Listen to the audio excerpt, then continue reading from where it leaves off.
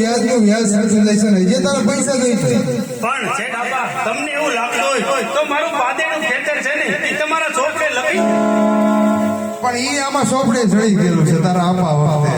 તો મારું મકાન ગીરવી રાખી મકાને ગીરવી છે આમાં. અરે તો મારા બાપના બોલ ઉપર આપો મારા વચન સાથે આપો. પણ તારા આપા તો વ્યાઈ ગયા. તો તને પૈસા તો આપું 1000 રાણી સિક્કા અને 1.25 સોનું. પણ મારી એક શરત છે. શી શરત છે? અરે જ્યારે મારા આપા તમારી પાસે રૂપિયા લેવા આવતા ને ત્યારે તમે લખતા અને મારા આપા સહી કરતા. આજ તમે ગમે ત્યાં લખો ત્યાં હું સહી કરવાને તૈયાર છું. તો સાંભળ મારી શું શરત છે કે 1000 રાણી સિક્કાના રૂપિયા અને 1.25 સોનું આપું. જ્યાં સુધી તું આ ભરપાઈ ન ગઈ ત્યાં સુધી તારે અને સોન ને ભાઈ બહેન જેવા. અરે શેઠ આપા, આ શું બોલો છો? અરે તમને એમ કે તમે રૂપિયા આપો તો જ હું પરણું? અરે હું ગામમાં ગમે ત્યાં જઈશ ને મને કોઈ ના નહીં પાડે. તો જા જય મેં તને અરે ક્યાં મને નહીં ચડાવ્યો? જોતા. જવા દે.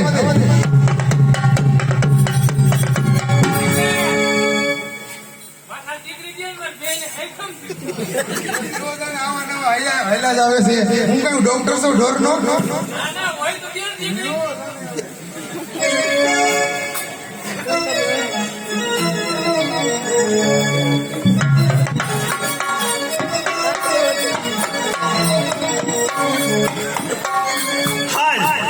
હું આખા ગામમાં રહી ગયો. મને કોઈ રૂપિયા ન આપ્યા. અરે રૂપિયા તો ન આપ્યા, સારો આવકારો ન આપ્યો.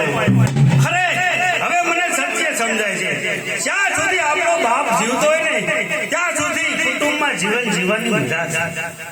જ્યાં સુધી આપણી માં જીવતી હોય ને ત્યાં સુધી મહાન મજા છે.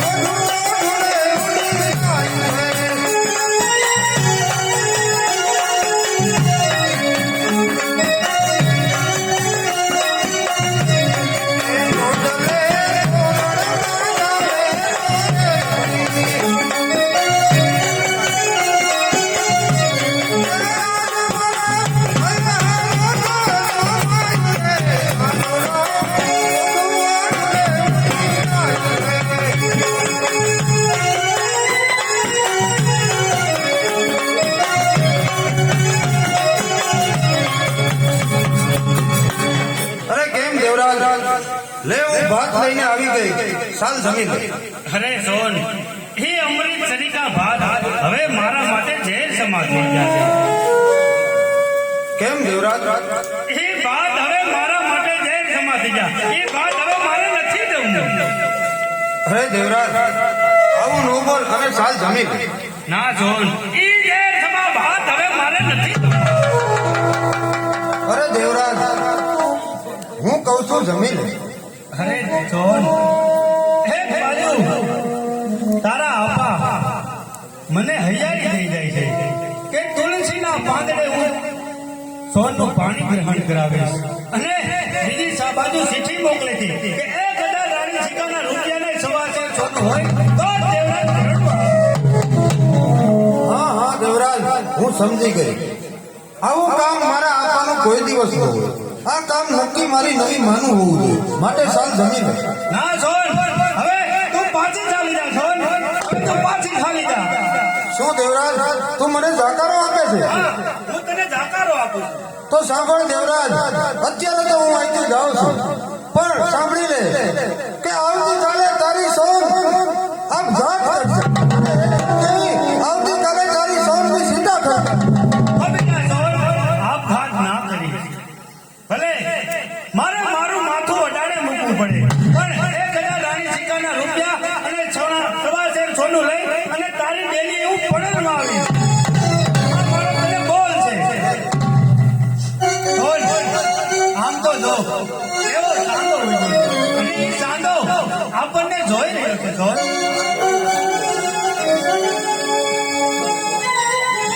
એ સાંધો ઉઈડો સંગમાં ગાયન સાંધો ઉઈડો.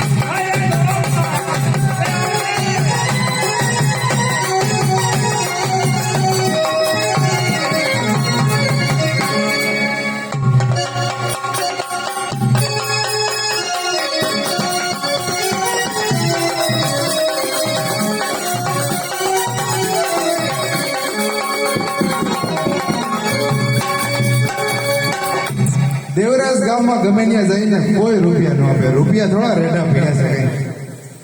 શેઠ આપા અરે દેવરાજ રૂપિયા લઈ આવ્યો તું? તમારી વાત સાચી છે મને ગામમાં કોઈએ રૂપિયા ન આપ્યા હવે તમે જ્યાં કહો ત્યાં હું સહી કરવાની માટે તૈયાર છું આ તો અડધી રાતે તું ડેલી કકડાઈને તો હું કામ કરું. તો મારી શરત છે એ તને મંજૂર છે ને? હા શેઠ આપા 1000 રાણી સિકારા રૂપિયા અને 1.5 સોનું આપું છું હું તને. તો તારે અને સોન ને ભાઈ બહેન નો સંબંધ ક્યાં સુધી પાછા ન આવે ત્યાં છે. અને કઈ છે તો શેઠ આપા મને પૈસા આપી દો ચાલો મારી બેન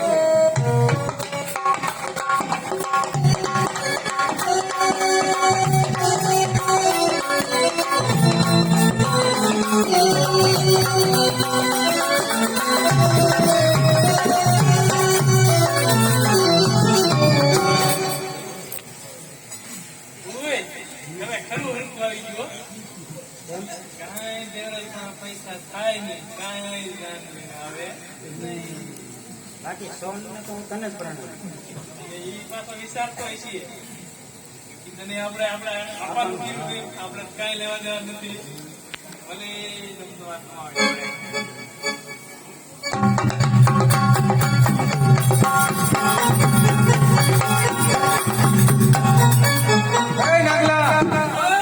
આ તું ને તારી ફૂઈ હું વાતું કરો કોઈને એમ કહેતો હતો કે હાલ તો આખા રીંગણાનું ભરેલા શાક થઈ જાય અને માંડવી નાખી.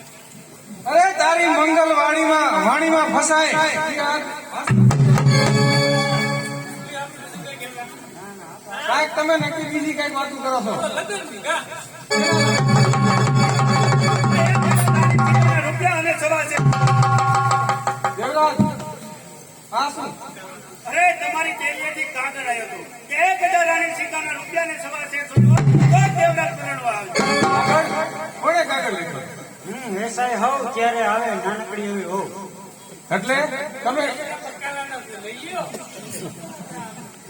તો તમે આ ષડયંત્ર તમે કર્યું કેમ ને આપણે કઈ અમે કઈ કાંઈ વાંધો નહીં દેવરાજ અત્યારે ભલે આ પૈસા ગયા બરોબર તું તારે હવે હિંમત રાખજે આ બધા પૈસા તને પાછા આપી દેવું અને હવે વહેલી તકે જાન લઈને આવજે આને તો હું જોઈ લઈશ હવે.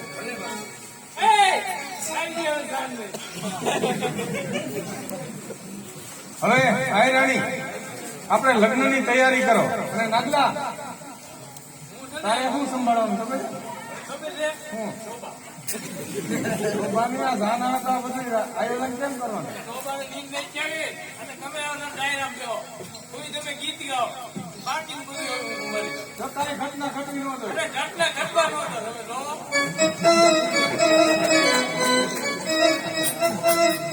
કોઈ આ તો નહીં.